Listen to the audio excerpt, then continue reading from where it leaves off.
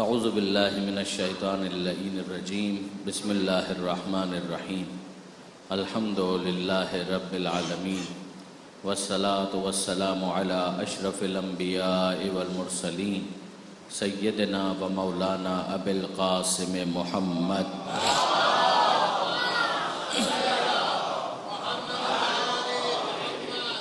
وأہل بیتہ الطیبین الطاہرین المعصومین المظلومین المنتجبین المنتخبین المیامین لا سیما علی الامام المنتظر والحجة الثانی عشر واللعنۃ الدائمۃ الباقیۃ علی اعدائہم اجمعین من یوم ظلمہم الی قیام یوم الدین۔ اللہم انا نرغب الیک فی دولۃ کریمہ تعز بها الاسلام واہلہ وتذل بها النفاق واہلہ وتجعلنا فیہا من الدعاة الى طاعتک والقادة الى سبیلک وترزقنا بها کرامة الدنیا والآخرہ۔ رب اشرح لی صدری ویسر لی امری واحلل عقدۃ من لسانی یفقہوا قولی واجعلنی خالصا لوجہک الکریم۔ یا اللہ صلوات علی محمد وآل محمد۔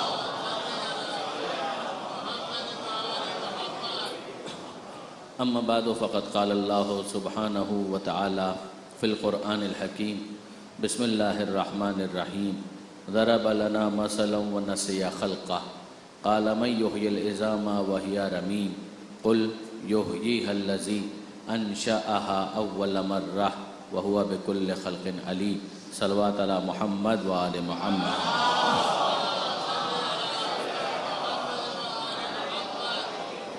برادران عزیز و خاران محترم، آج کی مجلس کا اختتام ہوگا انشاءاللہ حضرت زینب کبریٰ سلام اللہ علیہا کے خطبے پر۔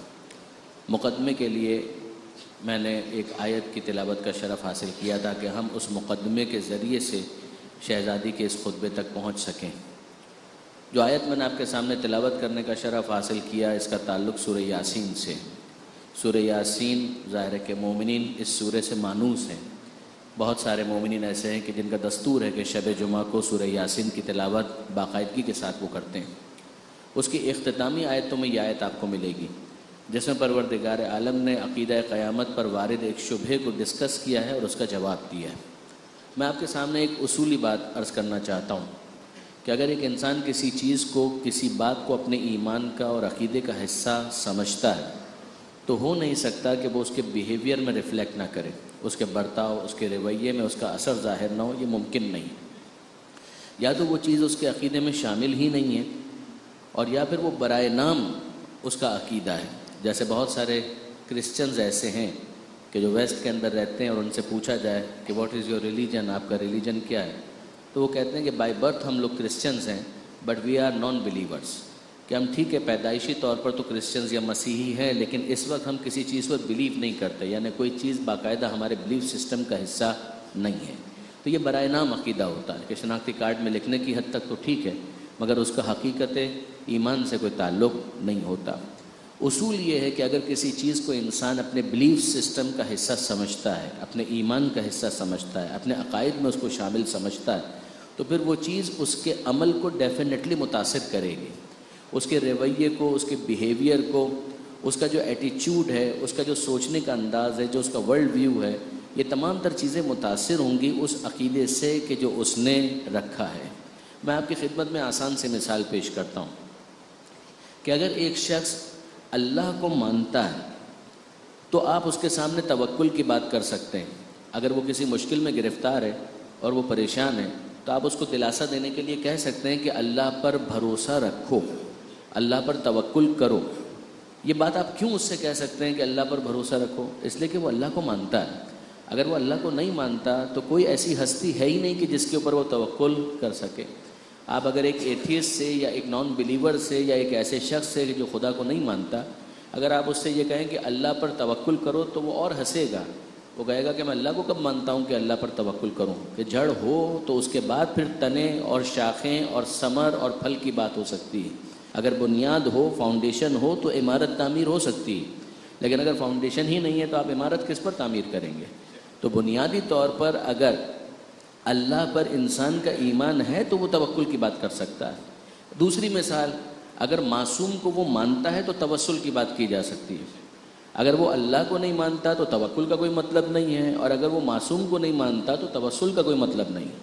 یا معصوم کو اس کیپیسٹی ہی کے اندر نہیں مانتا کہ جو وسیلے ہونے کا جزو لا ینفک ہے، تو پھر ظاہر ہے کہ اس کے سامنے آپ کہیں کہ توسل کرو تو وہ کہے گا کہ میں توسل کو مانتا کب ہوں، یا میں اس معصوم ہی کو کب مانتا ہوں کہ جس کے ذریعے سے تم مجھے کہہ رہے ہو کہ میں خدا کی بارگاہ میں توسل کروں. ہاں، وہ شخص جو خدا کو مانتا ہے اس کے لیے توکل بھی بمانا ہے، اور وہ جو معصوم کو مانتا ہے اس کے لیے توسل بھی بمانا ہے.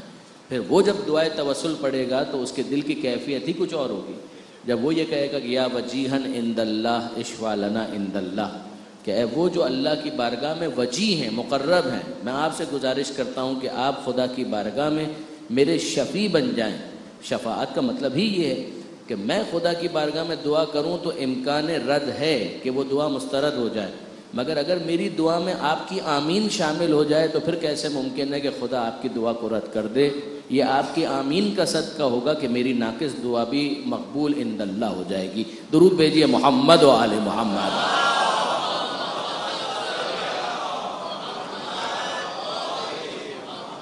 اب یہ اصول اگر میرے نوجوان دوستوں کے لیے واضح ہے کہ اگر ایک انسان کسی چیز کو اپنے ایمان کا حصہ سمجھتا ہے، اپنے عقیدے کا حصہ سمجھتا ہے، تو اس کا بیہیویئر، اس کا رویہ، اس کا عمل اس سے یقیناً متاثر ہوگا. اب یہاں پر آئیے عقیدہ قیامت کے اوپر ہم ذرا سی نظر ڈالیں. اگر ایک انسان اس دنیا کو آئسولیشن میں لیتا ہے، آئسولیشن کا مطلب یہ ہے کہ یہ دنیا ہے اور بس یہ دنیا ہے، اس کا آخرت کے ساتھ کوئی تعلق نہیں ہے، اس کا کوئی پارٹ 2 نہیں ہے کہ جو اس کو کمپلیٹ کرے، یہ دنیا ہے اور آئسولیشن کے اندر ہے، تو ویری آنیسٹلی اسپیکنگ اس کا انداز تفکر جدا ہوگا. وہ ایک الگ انداز سے سوچے گا، اس کا بیہیویئر عقیدہ قیامت نہ ہونے کی وجہ سے کچھ اور ہوگا. اور اگر واقعاً وہ قیامت کے اوپر یقین رکھتا ہے تو پھر اس کا بیہیویئر کچھ اور ہوگا. یعنی میں عرض یہ کرنا چاہ رہا ہوں کہ قیامت کو ماننے کا مطلب صرف قیامت کو ماننا نہیں ہے. قیامت کے ساتھ کتنی چیزیں ہیں جو سپلیمنٹری ہیں. ایک انسان اگر عقیدہ قیامت کو قبول کرتا ہے تو جنت کو قبول کرتا ہے، جنت کی نعمتوں کو قبول کرتا ہے، جہنم کو قبول کرتا ہے، جہنم کے عذابوں کو مانتا ہے کہ ایسا کوئی سلسلہ ہو سکتا ہے، وہ پل صراط کو مانتا ہے، وہ میزان کو مانتا ہے، وہ اعمال کے پرکھے جانے کو مانتا ہے، وہ میدان قیامت کی سختیوں کو مانتا ہے، وہ جہنم کی زحمتوں کو مانتا ہے، وہ جنت کی آسائشوں کو مانتا ہے. یہ تمام تر چیزیں وہ مانتا ہے قیامت کے ماننے کی وجہ سے. اگر ایک انسان کے عقیدے میں قیامت نہیں ہے تو ایک لاپرواہ انسان اس دنیا کے اندر ہوگا، ایک ارریسپانسبل، ایک کیئرلیس انسان، ایک ایسا انسان کہ جس کو اپنے بارے میں یہ گمان باطل ہے کہ وہ کسی اور کے سامنے آنسریبل نہیں ہے، وہ کسی کے سامنے جواب دہ نہیں، کوئی اسے پوچھ نہیں سکتا، کوئی اس کا گریبان تھام کے یہ نہیں پوچھ سکتا کہ تو نے یہ کیوں کیا، اس لیے کہ وہ آنسریبل نہیں ہے. پھر اس کی کیفیت یہ ہوگی کہ بابر بعیش کوش کے عالم دوبارہ نیس، کہ جتنی عیاشی کرنی ہے کرو، اس لیے کہ کوئی دوسری دنیا نہیں ہے، کوئی حساب کتاب نہیں ہے، کوئی سوال جواب نہیں ہے. اور برادران عزیز غلط کیا ہے اس کے اندر؟ دیکھیے، ایک وہ منزل ہے کہ جہاں پر ہمیں ایسے افراد نظر آتے ہیں جن کے سرخیل آپ کے اور میرے مولا کہ وہ یہ جملہ کہیں واقعاً ان کے اوپر جچتا ہے. اگر وہ یہ جملہ کہیں واقعاً ان کو سوٹ کرتا ہے کہ وہ یہ کہتے ہیں کہ ما عبدتک طمعا لجنتک ولا خوفا من نارک، کہ اے پروردگار میں نے تیری عبادت جو کی ہے تو جنت کے لالچ میں نہیں کی، جہنم کے خوف سے نہیں کی، بل وجدتک اہلا للعبادہ فعبدتک، میں نے تو تجھے عبادت کا اہل پایا تو تیرے سامنے اپنا سر جھکا دیا. یہ علی کہیں گے، یہ علی کو سوٹ کرتا ہے. یہ جملے انہی کی زبان پر سچتے ہیں کہ جس کی شان یہ ہو کہ ایک رات پیغمبر کے بستر پر سوئیں، نفس کو بیچے، مرضی پروردگار کو خریدیں. واقعاً یہ وہاں پر سوٹ کرتا ہے کہ پھر وہ اس شان سے مناجات کریں کہ الہی کفا بعزن ان اکون لک عبدن، کہ اے پروردگار میری عزت کے لیے، وہ بات کر رہے ہیں عزت کی، میری عزت کے لیے یہ بہت کافی. وہ یہ نہیں کہہ رہے کہ جنت کی نعمتیں حاصل کرنے کے لیے یہ بہت کافی، جہنم کے عذاب سے بچنے کے لیے یہ بہت کافی ہے. نہ، وہاں پر تو معیار، مرتبہ، مقام کچھ اور ہی ہے کہ وہاں وہ کہے کہ الہی کفا بعزن، کہ اے پروردگار میری عزت کے لیے یہ بہت کافی ہے، ان اکون لک عبدن، کہ میں تیرا عبد اور تیرا بندہ ہوں. وکفا بھی فخرن، اور میرے فخر، پرائیڈ اور پریسٹیج کے لیے یہ بہت کافی ہے، ان تکون لی ربن، کہ تو میرا رب اور میرا پروردگار ہے، انت کما احب، تو ویسا ہے کہ جیسا میں چاہتا ہوں، فاجعلنی کما تحب، مجھے ویسا رکھ کہ جیسا تو چاہتا ہے۔ یہ واقعاً علی کی منزل ہے۔ میں نے اکثر مناجات کے اس جملے پر آیت اللہ تقدیری کا ایک تبصرہ کوٹ کیا کہ آیت اللہ تقدیری یہ فرمایا کرتے تھے، خدا رحمت کرے، انتقال ہوا، وہ فرمایا کرتے تھے کہ میری تو یہ ہمت نہیں ہوتی ہے کہ علی کی اتباع ہی میں صحیح یہ جملہ کہہ سکوں۔ علی کہہ سکتے ہیں کہ تو ویسا ہے کہ جیسا میں چاہتا تھا، یعنی نگاہ علی میں خدا کے لیے بھی کوئی معیار ہے کہ جس پر وہ خدا کو پورا اترتے ہوئے دیکھتے ہیں تو کہتے ہیں کہ تو ویسا ہے کہ جیسا میں چاہتا تھا۔ وہ کہتے ہیں میری ہمت نہیں ہوتی ہے کہ میں یہ کہہ سکوں، میں تو کہتا ہوں انتا کما احب، تو ویسا ہے کہ جیسا میں چاہتا ہوں، بل فوق ما احب، تو اس سے بہت بڑھ کر ہے کہ جیسا میں چاہتا ہوں، بل فوق ما احب، تو اس سے بہت بڑھ کر ہے کہ جیسا میں چاہتا ہوں، فاجعلنی کما تحب، مجھے ویسا بنا دے کہ جیسا تو چاہتا ہے۔ اور اس پر حضرت آیت اللہ علامہ سید علی نقی صاحب نقن صاحب علی اللہ مقامہ، ان کا خوبصورت تبصرہ ہے۔ وہ کہتے ہیں کہ علی کی یہ منزل ہے کہ وہ خدا کو مخاطب کر کے یہ کہیں، لیکن ہم اگر ہمت کریں اور وہ بھی شاید جسارت ہو تو مولا کو مخاطب کر کے یہ کہہ سکیں کہ مولا ہم نے آپ کو ویسا مولا پایا کہ جیسا ایک ماننے والا چاہ سکتا ہے، ہمیں ویسا ماننے والا بنا دیجئے کہ جیسا آپ چاہتے ہیں۔ درود بھیجئے محمد و آل محمد۔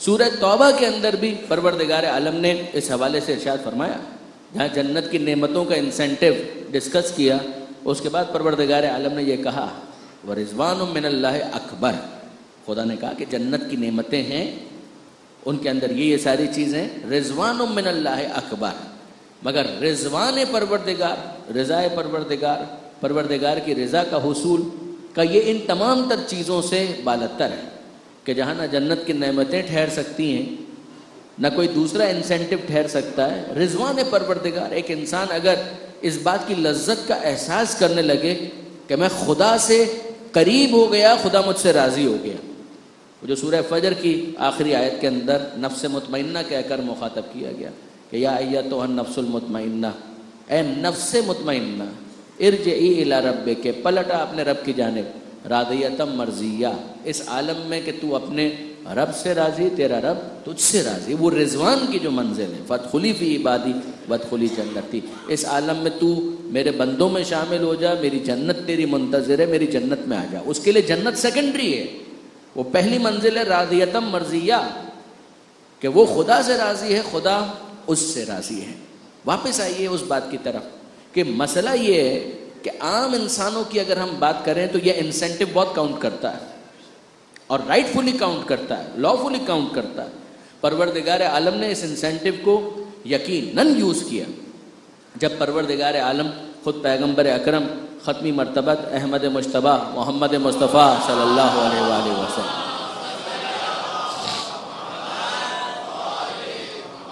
پیغمبر کے بارے میں تعارف کی منزل پر ارشاد فرماتا ہے تو یہ کہتا ہے کہ یا ایھا النبی انا ارسلناک شاہدا و مبشرا و نذیرا وداعیا الی اللہ باذنہ و سراجا منیرا۔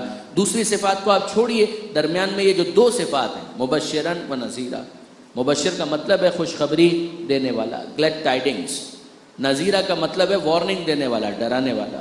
بیویر، ایسا نہ ہو کہ تم اس خطرے کا سامنا کرو کہ جو تمہارے لیے منہ پھیلائے ہوئے کھڑا ہے تمہیں دبوچنے کے لیے، ایسا نہ ہو کہ تم جہنم کی آگ کا ایندھن بن جاؤ، خبردار اپنے آپ کو بچاؤ۔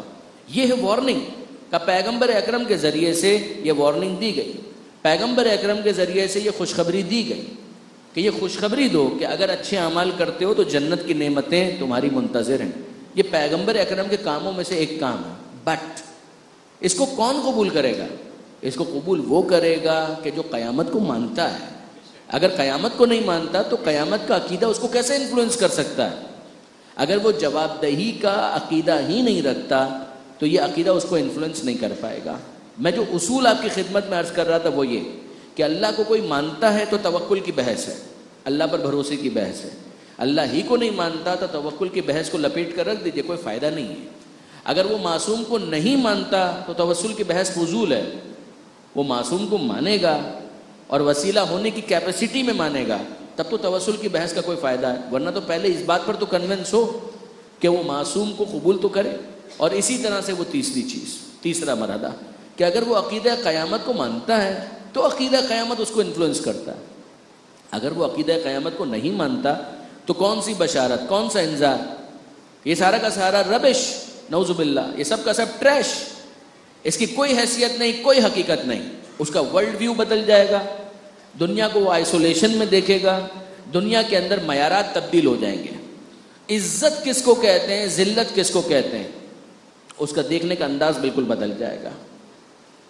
پروردگار عالم کس کو کس مرتبے اور مقام پر رکھتا ہے، اس کا دیکھنے کا انداز بالکل بدل جائے گا۔ ہم دیکھتے ہیں کہ جب پیغمبر اکرم ختمی مرتبت احمد مجتبی محمد مصطفیٰ صلی اللہ علیہ وآلہ وسلم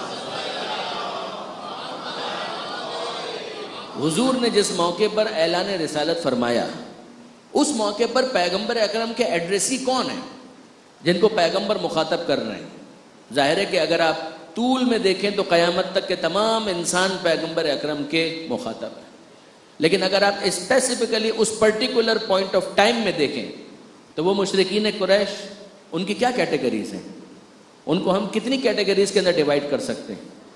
ان کی ایک کیٹیگری ان لوگوں پر مشتمل ہے جو خدا کا انکار کرتے ہیں، وہ کہتے ہیں کوئی خدا نہیں، یہ ایک کیٹیگری ہے۔ ہیں اس قسم کے افراد اس زمانے میں تھے کہ جو خدا کے منکر تھے، قرآن نے ان کو بھی جواب دیا۔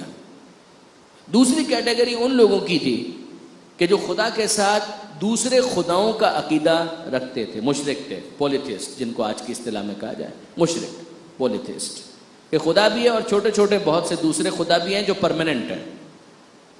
دوسری کیٹیگری۔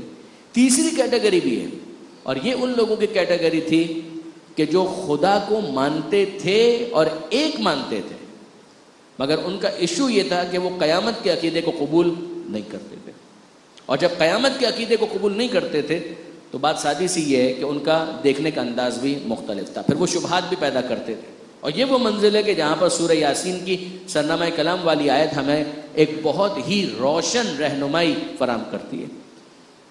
پھر وہ آتے تھے پیغمبر اکرم کے پاس اور مذاق اڑاتے تھے، پیغمبر اکرم کے سامنے استہزاء کرتے تھے، موکری کرتے تھے۔ مثلا یہ جو آیت ہے اس کے اندر پروردگار عالم نے مشرکین مکہ کے ایک سردار کے ایک شبہے کا حوالہ دیا کہ اس نے اعتراض کیا کیا۔ وہ گیا اور جا کر ایک پرانی قبر کو کھودا اور اس میں سے پرانی دبی ہوئی ایک ہڈی وہ نکال کر لایا، اور لا کر اس نے اس کو مسلا پیغمبر اکرم کے سامنے، اور مسل کر اس کو دکھایا، یہ چورا چورا ہو گیا، یہ پاؤڈر بن گیا، اس کے بارے میں تم کہتے ہو کہ خدا اس کو واپس زندہ کرے گا۔ انٹرسٹنگلی میں آپ کی خدمت میں عرض کروں ضمناً، قیامت کے عقیدے کے بارے میں جس کا دوسرا نام ہے معاد، دو نظریات پائے جاتے ہیں موٹے موٹے، ایک معاد جسمانی اور ایک معاد روحانی۔ معاد روحانی کا مطلب کیا ہے کہ بھئی خدا جب زندہ کرے گا مرنے کے بعد تو جسم کو زندہ نہیں کرے گا، روح کو زندہ کرے گا۔ معاد جسمانی کا نظریہ یہ ہے کہ نہیں صاحب، جسم کو بھی زندہ کرے گا۔ اب یہاں پر ذرا غور فرمائیے ایک اصولی بات کہ مرتا کون ہے، جسم مرتا ہے یا روح مرتی ہے؟ محاورہ بھی ہمارا یہ ہے کہ روح پرواز کر گئی، روح کا اتصال تھا جسم کے ساتھ تو زندگی تھی، روح جدا ہو گئی تو جسم مر گیا، تو روح تو پرواز کر گئی، مرا کون؟ جسم مرا۔ دفنایا آپ نے کس کو، جسم کو یا روح کو؟ روح تو اپنے مقام پر چلی گئی، جسم جو ہے وہ مر گیا، اس کو دفنایا، تو روح مری نہیں تھی، جسم مرا تھا۔ پلٹانے کا مطلب ہی یہ ہے کہ جو تعلق جسم کا روح کے ساتھ ختم ہو گیا تھا، روح کے نکل جانے کی وجہ سے قیامت کے میدان میں قیام اس طرح سے ہوگا کہ اس نکلی ہوئی روح کو جسم میں واپس پلٹا دیا جائے گا۔ یہ ہے معاد جسمانی جس کی اسلام بات کرتا ہے۔ حضرت علامہ سید علی نقی صاحب کا ایک بڑا پیارا تبصرہ ہے، وہ کہتے ہیں کہ اگر واقعاً پیغمبر اکرم معاد جسمانی کے ایڈوکیٹ نہ ہوتے، اگر پیغمبر اکرم جسمانی معاد کے قائل نہ ہوتے، قرآن اگر یہ بات نہ کہہ رہا ہوتا تو ہونا کیا چاہیے تھا؟ جیسے ہی وہ مشرک سردار وہ ہڈی لے کر آیا اور اس نے مسل کر دکھایا کہ دیکھو یہ پاؤڈر ہو گیا، اس کے بارے میں تم یہ کہتے ہو، کہ خدا اس کو واپس زندہ کرے گا، تو پیغمبر اکرم کو مسکرا کر کیا کہنا چاہیے تھا؟ حضور کو مسکرا کر کہنا چاہیے تھا میرے بھائی تم میری بات ہی نہیں سمجھے، میں اس ہڈی کی تو بات کر ہی نہیں رہا، یہ تو جسم ہے، میں تو روح کی بات کر رہا تھا، تم تو جسم کی مثال لے آئے کہ ہڈی مسل کر دکھا رہے ہو، تو میں تو اس کی بات ہی نہیں کر رہا تھا۔ لیکن کیا پیغمبر نے یہ جواب دیا؟ پیغمبر نے یہ جواب نہیں دیا۔ پیغمبر اکرم نے جو جواب دیا وہ قرآن کے حکم کے مطابق ہے۔ اب ذرا آیت سنیے، پروردگار عالم فرماتا ہے کہ ضرب لنا مثلا ونسی خلقہ، یہ انسان عجیب ہے، ہمارے لیے مثالیں بیان کرتا ہے، ونسی خلقہ، اور اپنی خلقت کو بھلا بیٹھا، اپنے پیدا ہونے کو بھلا بیٹھا۔ ضرب لنا مثلا ونسی خلقہ، ہمارے لیے مثالیں بیان کر رہا ہے، نسی خلقہ، اپنی خلقت کو بھلا بیٹھا۔ قالا، کیا کہتا ہے؟ کہتا ہے من یحیی العظام وہی رمیم، من کون، یحیی زندہ کرے گا، العظام ہڈی کو، وہی رمیم جبکہ یہ چورا چورا ہو چکی، چورا ہونے کے بعد، پاؤڈر ہونے کے بعد کون ہے جو اس ہڈی کو واپس زندہ کرے گا؟ جواب کیا ہے؟ قل، اے حبیب ان سے کہہ دیجئے، یحییھا الذی انشأھا اول مرہ، اس وقت کم سے کم یہ چورا تو موجود ہے، اس کو زندہ وہی کرے گا جس نے اس وقت اسے زندگی دی تھی جب یہ چورا بھی موجود نہیں تھا۔ قرآن مجید کا بڑا کنونسنگ آرگومنٹ، درود بھیجے گا محمد۔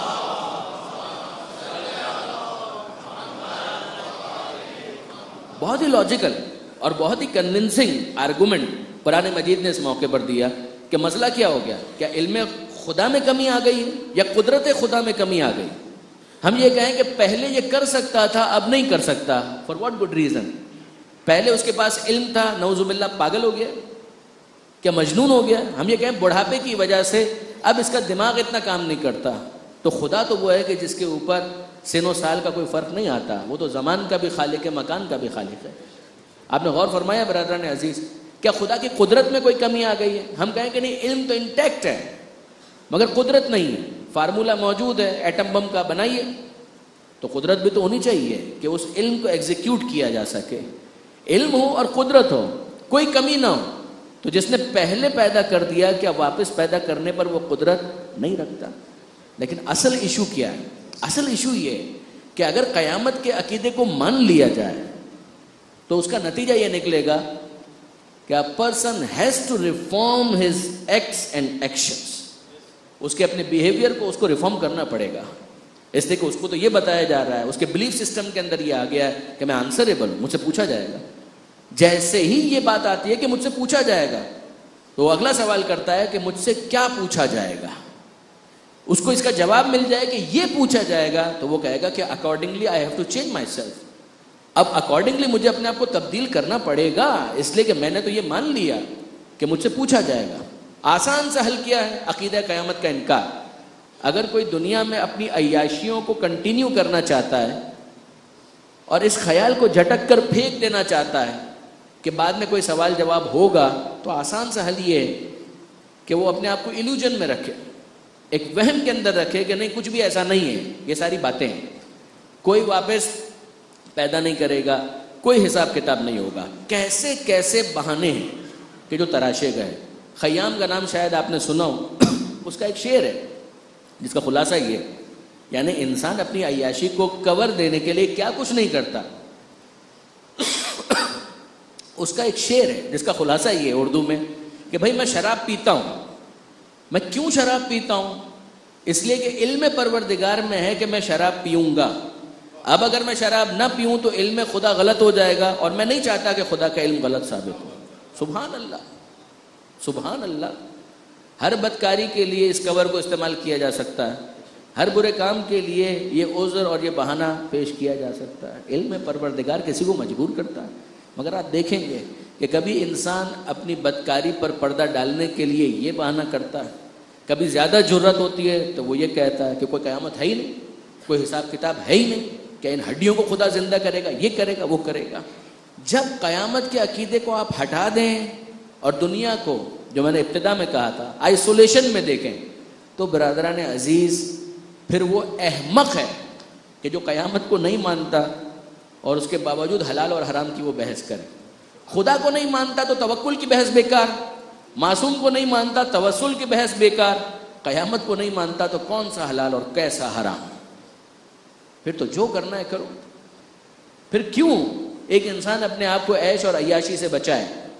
زندگی محدود ہے، آخر میں مر کے مٹی میں مل جانا ہے اور پھر کوئی دوسری زندگی نہیں ہے. پھر تو وہ بے وقوف ہے کہ جو اپنی زندگیوں کے اندر زحمتوں کو قبول کرے، حلال اور حرام کی بحث میں پڑے. پھر واقعاً اس کا جملہ یہ ہوگا کہ عزت اسی کا نام ہے کہ کسی طریقے سے لوٹ مار کرو، محل بناؤ، اچھی سواری حاصل کرو، حلال سے ملے حرام سے ملے، irrelevant. عزت کا معیار بدل جائے گا، ذلت کا معیار بدل جائے گا. اس کے نزدیک عزت اور ذلت دنیاوی جاہ و حشم کا نام ہوگا، دنیاوی شان و شوکت کا نام ہوگا، دنیاوی اقتدار کا نام ہوگا. اس کے نزدیک یہ باقی تمام تر چیزیں جن کو آپ اخلاقیات سے تعبیر کرتے ہیں، جن کو آپ حلال حرام سے تعبیر کرتے ہیں، جس کو آپ شریعت سے تعبیر کرتے ہیں، جس کو آپ مرضی پروردگار کا حصول کہتے ہیں، یہ سب کا سب irrelevant ہے، اس کی کوئی حیثیت نہیں. یزید کے کردار کو دیکھیں اس تناظر میں یہاں تک لانا چاہ رہا تھا کہ یزید کے کردار کو خاص آپ اس تناظر کے اندر دیکھیں. ایک آدمی ایسا ہے کہ جو اعلان کرتا ہے اور بھرپور انداز سے اعلان کرتا ہے. وہ مشرکین جو پیغمبر اکرم کے سامنے یہ کر رہے تھے، ہڈیاں لا کے مسل رہے ہیں، یہ سارے اعتراضات یہ کون تھے؟ یہ اسی یزید کے اجداد تھے، یزید ہی کے اجداد تھے کہ جنہوں نے پیغمبر اکرم کو اذیت دی ہے. یہی وہ افراد تھے جو پیغمبر اکرم کی راہ میں کانٹے بچھا رہے تھے، یہی وہ افراد تھے جو پیغمبر اکرم کو پتھر مار رہے تھے، یہی وہ افراد تھے جو پیغمبر اکرم کو ایذا دے رہے تھے. یہ یزید کے اجداد. اور یزید کا ایک مینڈیٹ یہ ہے، اس کا ایجنڈا یہ ہے کہ کسی طریقے سے مجھے اپنے اجداد کا بدلہ لینا ہے. یہ ساری باتیں جو پیغمبر اکرم نے کی کس وجہ سے؟ وہی نازل ہوئی، رسول، رسالت، مبعوث برسالت، اعلان رسالت، قیامت کا عقیدہ، قرآن کا عقیدہ، خدا واحد کا عقیدہ. ہمارے سارے انٹرسٹ گئے، ہمارے سارے دلچسپیوں کے سامان، ہماری عیاشیاں، ان سب کے اوپر خط تنسیق پھیر دیا گیا، ان سب کو انویلیڈیٹ کر دیا گیا، ان سب کو حرام ڈکلیئر کر دیا گیا. کیا تماشا ہے؟ وہ کہتا ہے اور بڑے جرت کے ساتھ کہتا ہے کہ لقد قضیت من الغریم دیونی. جب یہ قافلہ آل محمد کا دربار یزید میں آ رہا تھا تو اس موقع پر اس نے کہا تھا لقد قضیت من الغریم دیونی، کہ مجھے جو قرض وصول کرنا تھا رسول سے، لقد قضیت من الغریم بھی آیا، من الرسول بھی آیا، مطلب ایک ہی ہے کہ جو مجھے قرض وصول کرنا تھا وہ میں نے ریکور کر لیا. اور پھر اس کے بعد اس کی مزید وضاحت کی، یہ جملہ کہہ کر لیتا اشیاخی ببدر شہدوا، کہ کاش میرے بدر کے بزرگ زندہ ہوتے تو وہ دیکھتے کہ کیسے میں نے ان کا بدلہ لیا. یہ ان آہوں کو سنتے، ان سسکیوں کو سنتے، ان زخموں کی اذیت کی وجہ سے بلند ہونے والی آوازوں کو سنتے تو ان کو اندازہ ہوتا کہ میں نے ان کا بدلہ کیسے لیا. لعبت ہاشم بالملک فلا خبر جاء ولا وحی نزل. یہ سارا بنی ہاشم کا ڈھونگ تھا، نہ کوئی وحی نازل ہوئی، نہ کوئی قرآن نازل ہوا، نہ کوئی فرشتہ آیا، سب کا سب ڈھونگ تھا. کس کے لیے؟ ملک. یہ لفظ یاد رکھیے گا، ملک حاصل کرنے کے لیے. اور پھر اس کے بعد جب یہ یزید ان تمام تر باتوں کا انکار کر دیتا ہے، قرآن کا انکار، وحی کا انکار، رسالت کا انکار، قیامت کا انکار، کچھ بھی نہیں ہے. خدا کو مانو، برائے نام مانو، مگر یہ مت مانو کہ اس کی بارگاہ میں حاضری دینی ہے. یہ مت مانو کہ اس نے کسی کو اپنے پیغام کے پہنچانے کے لیے منتخب کیا. جب پیغام کو پہنچانے کے لیے ہی منتخب نہیں کیا تو حفاظت کے لیے کسی کو امام بنانے کا بھی کوئی مطلب باقی نہیں رہتا. سب کا سب ڈھونگ ہے، کوئی حقیقت نہیں ہے. یہ اعلان. اور پھر اس کے بعد سورہ آل عمران کی ایک آیت پڑھتا ہے. میں اپنے نوجوان دوستوں کو اکثر دعوت فکر دیا کرتا ہوں، آج پھر دیتا ہوں کہ وہ ذرا غور کریں اس بات کے اوپر کہ ایک طرف یزید انکار کرتا ہے کہ کوئی وحی نازل نہیں ہوئی، پھر اس کے بعد قرآن کی آیت کیوں پڑھتا ہے؟ پھر یہ قرآن کی آیت پڑھنے کا مطلب کیا ہے؟ وہ تو مان ہی نہیں رہا قرآن کو. یہ ہوتا ہے مذاق اڑانے کے لیے، یہ ہوتا ہے موقری کے لیے، استہزاء کے لیے کہ بھائی میں تو اس کتاب کو نہیں مانتا، اعلان کر چکا ہوں کہ سارا ڈھونگ تھا، مگر تم کہتے ہو نا کہ یہ قرآن اللہ کی کتاب، تم وحی کے ترجمان بنتے ہو، تم توحید کے نمائندے بنتے ہو، تم رسول اللہ کے نمائندے بنتے ہو. تمہاری اسی کتاب کے اندر جو تمہارے نظریے کے مطابق خدا نے نازل کیے. کیا کہا خدا نے؟ آیت کون سی پڑھی اس نے؟ جس آیت کے بارے میں میں کہا کرتا ہوں کہ شاید قرآن مجید کی کم آیتیں ایسی ہوں گی کہ جن کے اوپر اتنا ظلم ہوا. کیا مطلب تھا اور کیا بنا دیا گیا؟ سنیے. آیت پڑھتا ہے کہ تؤتی الملک من تشاء وتنزع الملک ممن تشاء. اے پروردگار جس کو تو چاہے ملک دے، جس سے تو چاہے ملک چھین لے. وتعز من تشاء وتذل من تشاء. تو جسے چاہے عزت دے، تو جسے چاہے ذلیل کر دے. یہی کہا نا خدا نے تمہاری کتاب میں، جس کو تم کہتے ہو کہ خدا نے نازل کی ہے. یہی کہا. دیکھ لو ملک کس کو دیا، کس سے چھینا، عزت کس کو دی، ذلیل کس کو کیا. تخت پر کون بیٹھا ہے؟ تاج کس کے سر پر ہے؟ یزید. لشکر کس کا ہے؟ یزید کا. عسکر کس کا ہے؟ یزید کا. غلام کس کے ہیں؟ یزید کے. کنیز کس کی ہیں؟ ینیز یزید کے. رنگین دسترخوان کس کا ہے؟ یزید کا. یزید اس آیت کے ذریعے سے مغالطہ آرائی کرتا ہے، فالیسی کریٹ کرتا ہے. وہ کہتا ہے دیکھ لو یہی آیت جس کے تم ترجمان بنتے ہو. کیا کہا خدا نے اس کے اندر؟ یہی کہا تمہارے سامنے عزت کس کے پاس ہے، ذلت کس کے پاس ہے. قیامت کو ہٹا دیجئے، دنیا کو آئسولیشن میں دیکھیے، تب تو بات یہی ہے. تاج جس کے سر پر ہے، تخت جس کے پاس ہے، کنیزیں جس کے پاس ہے، غلام جس کے پاس ہے. تو جس کو چاہے عزت دے، تو جس کو چاہے ذلیل کر دے. عزت کا معیار کیا ہے؟ ذلت کا معیار کیا ہے؟ یہی معیار. قیامت کو ہٹا دیجئے تو یہی معیار ہے. مگر اس کا مطلب یہ ہے کہ ہم ایک ایسی دنیا کے اندر زندگی گزار رہے ہیں جو بالکل ideal. We are living in an ideal world, جو اتنا پرفیکٹ ہے کہ جہاں پر کچھ غلط نہیں ہوتا. نہ یہاں پر کوئی چور ہوتا ہے، نہ یہاں پر کوئی لٹیرا ہوتا ہے، نہ یہاں کوئی ظالم ہوتا ہے، نہ یہاں کوئی مظلوم ہوتا ہے، نہ یہاں پر کوئی غاصب ہوتا ہے، کوئی کرپٹ بھی نہیں ہوتا، کچھ بھی نہیں ہوتا. کیوں؟ اس لیے کہ اگر کسی نے لوٹ مار کر کے بڑا بنگلہ بنا لیا، عزت دی ہے خدا نے اس کو. اگر کسی نے چوری کر کے کسی کو اس کی حلال کمائی سے محروم کر دیا، وہ بیچارہ جھونپڑی میں زندگی گزار رہا ہے، تو خدا نے اس کو ذلیل کر دیا. اور یہ چوری کر کے اگر بینک بیلنس بڑھا لے، ڈاکہ ڈال کر، لوٹ کر، ظلم کر کے کسی مظلوم سے اس کی زندگی بھر کی حلال کمائی ہتھیا لے، اس کی سواری بڑی ہو گئی. نہ، اس نے کوئی لوٹنے والا کام نہیں کیا، اس کو خدا نے عزت دی ہے. اگر اس نے ظلم کیا ہے، نہ، اس دنیا کے اندر کوئی ظالم نہیں ہوتا. یہ ظالم جتنے بھی ہیں خدا نے ان کو عزت دی ہے. اس دنیا کے اندر کرپشن کوئی نہیں کرتا. ہم آئیڈیل ورلڈ کے اندر زندگی گزار رہے ہیں. واقعی ایسا ہے. اس دنیا میں کوئی چور نہیں ہوتا، اس دنیا کے اندر کوئی لٹیرا نہیں ہوتا، کوئی ظالم نہیں ہوتا، کوئی قاتل نہیں ہوتا، کوئی مظلوم نہیں ہوتا. سب کا سب بالکل ٹھیک چل رہا ہے. واقعی ایسا ہے؟ اگر ایسا ہے تو برادران عزیز مجھے تو بتائیے ایک بات کہ پھر یہ قرآن کے اندر پروردگار عالم کیوں اس بات کا شکوہ کر رہا ہے؟ عجیب ہے. یزید کی نظر میں عزت کا معیار، ذلت کا معیار یہ ہے. اور میں کہہ رہا ہوں کہ اگر قیامت کو ہٹا دیجئے، دین کو ہٹا دیجئے، خدائی کانسیپٹ کو آپ مائنس کر دیں تو پھر کیا غلط ہے؟ دنیا داری کے اعتبار سے تو یہی ہونا چاہیے. لیکن نہیں، اگر ہم قرآن کو اسٹڈی کرتے ہیں تو ہمارے سامنے تو معاملہ ہی کچھ اور آتا ہے. ہمارے سامنے تو ایک تصویر ہی الگ آتی ہے. سورہ بقرہ میں پروردگار عالم اعلان کرتا ہے اور منظر کشی کرتا ہے کہ تخت پر بیٹھا ہوا، تاج پہنے ہوئے نمرود بیٹھا ہوا ہے.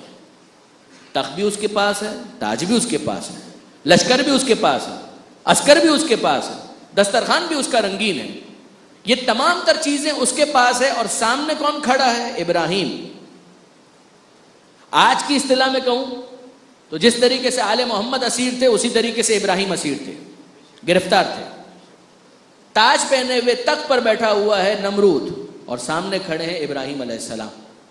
کیا کسی میں ہمت ہے کہ وہ قرآن کی اس منظر کشی کو دیکھے اور اس کے بعد یہ کہے کہ بھائی اس کا مطلب تو یہ ہے کہ ابراہیم کو خدا نے ذلیل کر دیا معاذ اللہ، اور نمرود کو خدا نے بہت عزت دے دی، اس لیے کہ تاج اس کے پاس، تخت اس کے پاس، تو عز من تشاء و تذل من تشاء. واقعی یہ ہے اس کا مطلب؟ پروردگار عالم نے کیا لفظ استعمال کیا ہے؟ تاج پہنے ہوئے نمرود کے لیے، تخت پر بیٹھے ہوئے نمرود کے لیے، اور سامنے کھڑے ہوئے اسیر ابراہیم کے لیے. خدا نے تاج پہنے ہوئے نمرود کو طاغوت سے تعبیر کیا ہے کہ یہ سرکش ہے، یہ طاغوت ہے. اور ابراہیم کے لیے خدا کہتا ہے کہ یہ میرا خلیل ہے. عجیب بات یہ ہے کہ اسیر ہونے کے باوجود ابراہیم ذلیل نہیں ہے، خلیل ہے، تاج پہننے کے باوجود نمرود خدا کا مقرب نہیں ہے، طاغوت ہے۔ یہ پروردگار عالم کیا منظر کشی کر رہا ہے؟ اگر آپ کسی اور معیار کو ہٹا دیں، صرف دنیا داری کے اعتبار سے بات کریں، یہ بات سمجھ میں نہیں آئے گی، یہ بات ہضم نہیں ہوگی۔ لیکن نہیں برادران عزیز، یہ ایک قضیہ نہیں ہے۔ موسیٰ علیہ السلام سامنے کھڑے ہیں، فرعون تاج پہنے ہوئے بیٹھا ہے، تخت پر وہ بیٹھا ہے۔ کسی میں ہمت ہے کہ وہ کہے کہ موسیٰ علیہ السلام خدا نہ کرے نعوذ باللہ من ذالک ذلیل ہو گئے؟ کیا یہ معیار ہے؟ اگر قیامت کو مائنس کر دیں تو فرعون یہ کہے گا کہ ایسا ہی ہے، پھر وہ یہی کہے گا۔ لیکن اگر قیامت کے ساتھ آپ اس دنیا کو مقدمے کے طور پر لیتے ہیں ایز اے پارٹ 1 جس کا پارٹ 2 آنا ہے، تو پھر اس کے بعد موسیٰ علیہ السلام کا سامنے اسیر ہونے کی حالت میں ہونے کے باوجود اسیر ہونا اور ہے، ذلیل ہونا اور ہے۔ آپ ذرا غور تو کریں برادران عزیز، قرآن مجید نے عزت کی کیا بات کی تھی، کتنی جلدی بھلا دیا گیا۔ سورہ حجرات 49واں سورہ، پروردگار عالم نے تو اعلان کیا تھا، ان اکرمکم عند اللہ اتقاکم، تم میں سے وہ اللہ کے نزدیک عزت میں بڑھتا جائے گا جو تقوی میں بڑھتا جائے گا۔ اگر تقوی گھٹتا جائے گا عزت گھٹتی جائے گی، ذلیل ہوتا جائے گا۔ تقوی بڑھتا جائے گا عزت بڑھتی جائے گی۔ یہ عجیب سعادت ہے جو متقی کو حاصل ہوتی ہے کہ جب وہ تقوی اختیار کر کے متقی بنتا ہے تو صف متقین میں آتا ہے، جس کے امام کو امام المتقین کہا جاتا ہے۔ ایک الگ ڈائمنشن ہی الگ جو پروردگار عالم قرآن کے ذریعے سمجھاتا ہے کہ دیکھو میرے نزدیک عزت کا معیار یہ ہے۔ اگر تم حلال اور حرام کو قبول نہیں کرتے میں کیا تم سے بحث کروں، لیکن اگر تم اس کو قبول کرتے ہو تو ساری زندگی جھونپڑی میں گزارنے کے بعد اگر حلال پر اکتفا کیا، سواری بھی نہ ہو، پیدل زندگی گزار دی، مگر صاحب تقوی ہونے کی وجہ سے پیدل ہوگا، ذلیل نہیں ہوگا نگاہ قدرت میں۔ ہو سکتا ہے وہ جھونپڑی میں رہتا ہو مگر ذلیل نہیں ہوگا نگاہ قدرت میں۔ پروردگار عالم کی نظر میں وہ صاحب عزت ہے۔ تمہیں کیا حق ہے کہ تم اس کو ذلیل سمجھو؟ برادران عزیز، کبھی آپ نے غور کیا کامیابی اور ناکامی کا بھی معیار؟ علی کے سر پر ضربت لگتی ہے اور وہ کہتے ہیں فزت برب الکعبہ، رب کعبہ کی قسم میں کامیاب ہو گیا۔ اگر صرف دنیا داری کے اعتبار سے دیکھیں تو کون سی کامیابی؟ خون آپ کا بہہ گیا، داڑھی آپ کے خون سے خضاب ہو گئی۔ اگر ایک انسان دنیا دار ہے، اگر اس کے نزدیک ویلیوز میٹر نہیں کرتی، اس کے نزدیک اقدار کی کوئی حیثیت نہیں، اگر اس کے نزدیک اخلاقیات کی کوئی حیثیت نہیں، اگر وہ کسی نظام شریعت کو نہیں قبول کرتا، کون سی عزت اور کون سی کامیابی؟ مگر نگاہ علوی سے دیکھیں تو سمجھ میں آتا ہے۔ عین اللہ بتائے گی کہ نگاہ خدا میں کامیابی کا معیار کیا ہے۔ عین اللہ سے پوچھیں، لسان اللہ سے پوچھیں کہ زندگی اگر مرضی پروردگار کے مطابق گزاری ہے تو خون کا بہنا ذلیل ہونے کی نشانی نہیں ہے۔ اگر یہ خون راہ خدا میں بہہ رہا ہے تو بہتا ہوا خون عزت میں اضافے کا باعث ہے۔ کیا امام حسین علیہ السلام کے اس جملے کو آپ بھول سکتے ہیں؟ جب امام حسین کہہ رہے ہیں کہ میں شہید ہونے جا رہا ہوں، مجھے قتل کر دیا جائے گا، تو مولا کیا آپ کو شہید ہونے کے بعد ذلیل کیا جائے گا؟ وہ سمجھتے رہیں کہ وہ یہ ذلیل کرنے والا کام کر رہے ہیں، مگر حسین نے تو اعلان یہ کیا تھا کہ ان الداعی ابن الداعی قد رقصنی بین الاثنتین، کہ اس بد نسب نے مجھے دو چیزوں میں سے ایک کا انتخاب کرنے کی گنجائش دی ہے، بین السلہ و ذلہ۔ یہ مجھ سے چاہتا ہے کہ میں ذلت کو قبول کروں، میں شہادت کو قبول کرتا ہوں۔ وَهَيْهَاتْ مِنَّ الذِّلَّةِ، ذلت ہم سے دور ہے۔ شہید ہو کر بہتے ہوئے خون کے ساتھ، خون کا بہ جانا ذلیل ہونے کی دلیل نہیں ہے۔ اگر وہ خون راہ خدا میں بہ رہا ہے تو حسین سے پوچھو، حسین اس کو عزت کی دلیل سمجھتے ہیں۔ امام حسین عزت اور ذلت کی بات کچھ اور انداز سے کرتے ہیں۔ یزید کے نزدیک عزت اور ذلت کا معیار کچھ اور ہے۔ یہ کیوں ہے؟ اگر آپ اس بلیف سسٹم کو ساتھ رکھیں، یہ چوتھی دفعہ شاید میں اصرار کر رہا ہوں اس بات کے اوپر کہ اصول یہ ہے، اگر آئسولیشن میں دیکھتے ہیں تو وہ یہ نہیں سمجھ سکتا، لیکن اگر آپ اس کو ملا کر دیکھتے ہیں تو بات سمجھ میں آتی ہے۔ ہمارا سلام ہو جناب زینب کبریٰ سلام اللہ علیہا پر۔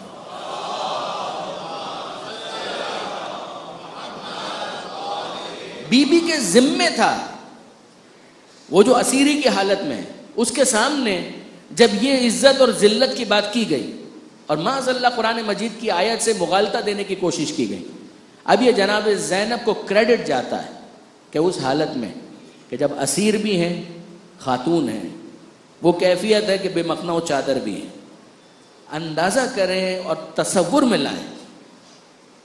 ایک مقرر کو اگر تقریر کرنی ہو 10 چیزیں اس کو چاہیے. وہ کون ہے, کن سے مخاطب ہے, اس کو تیاری کا کتنا موقع ملا ہے, حالات کتنے فیوریبل ہیں. مجھے معلوم ہے اگر یہاں پر اگر میں اشارہ کروں گا ایک شخص آئے گا مجھے پانی پلا دے گا اگر میں خستگی محسوس کروں گا. کیا جناب زینب کو یہ سہولت حاصل تھی؟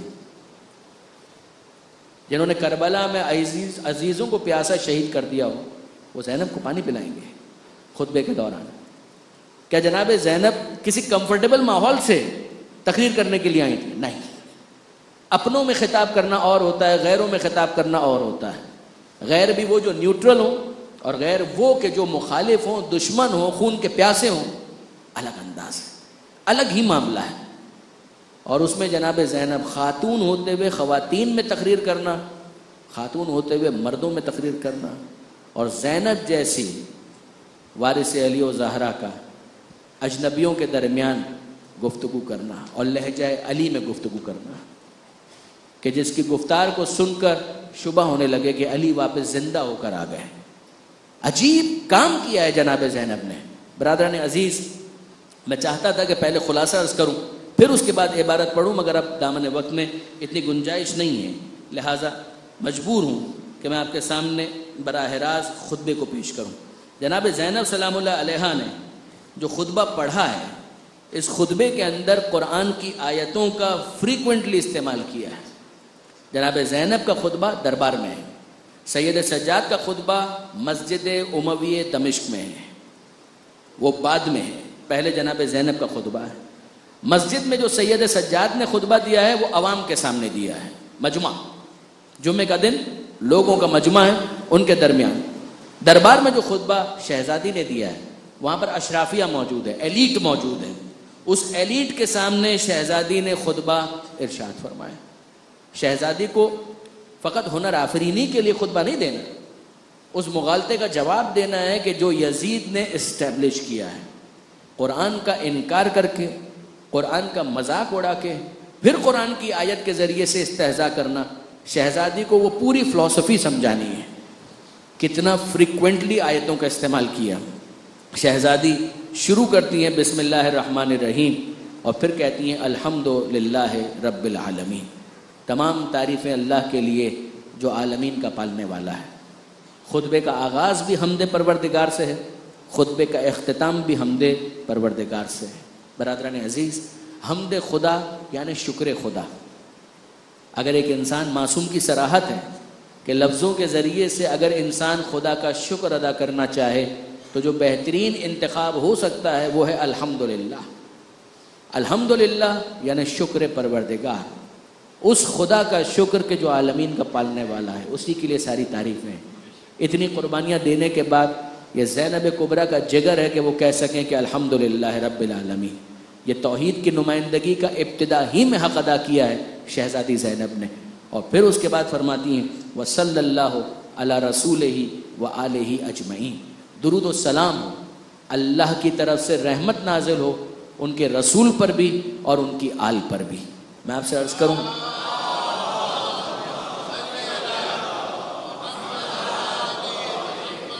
اہل شام آل محمد پر درود سننے کے عادی نہیں تھے.